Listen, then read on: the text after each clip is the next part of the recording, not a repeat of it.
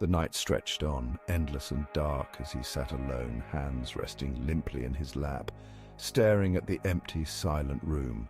Shadows clung to the corners like ghosts waiting for him to acknowledge them. Memories tugged at him, pieces of moments he'd once lived but now felt only faintly, like the distant throb of an old wound. He didn't belong anywhere, not here, not there, not in the past, and certainly not in the future. Once, he'd been sure of who he was, what he was meant to be. He had held pieces of meaning close, breathed in the warmth of belonging. Now it all felt like a fading story, like he was a character left behind, forgotten between pages. He looked down at his hands, wondering when they had become so empty, so lifeless. There was a time they had held promises, things that mattered. But promises, he now knew, were like winter frost.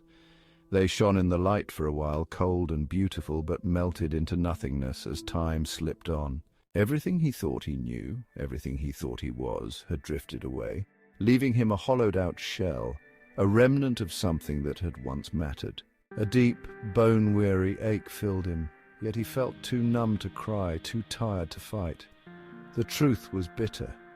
A hollow reality he had never wanted but couldn't deny. He was no one. Just a man whose purpose had been stripped away, leaving only empty echoes of who he used to be. The world had moved on without a glance back, and he was left like an old photograph in an abandoned room. Faded, cracked, forgotten, the clock in the corner kept ticking, its sound a taunt.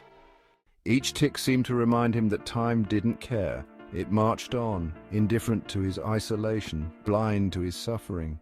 The world would continue its ceaseless dance, each day bringing new joys and sorrows for others, but he would remain here, a silent spectator, watching from the shadows as life swept past.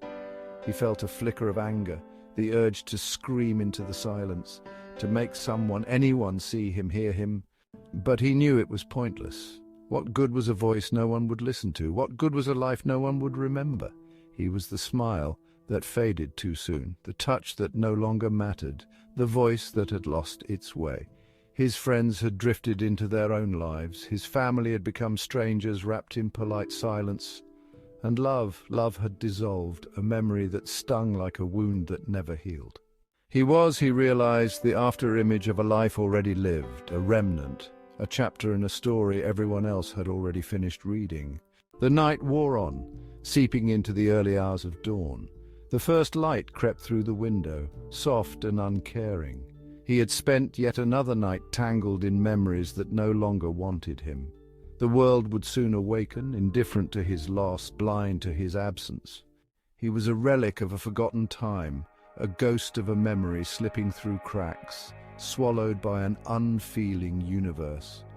He rose slowly, a faint shadow in the soft morning light, and walked to the window.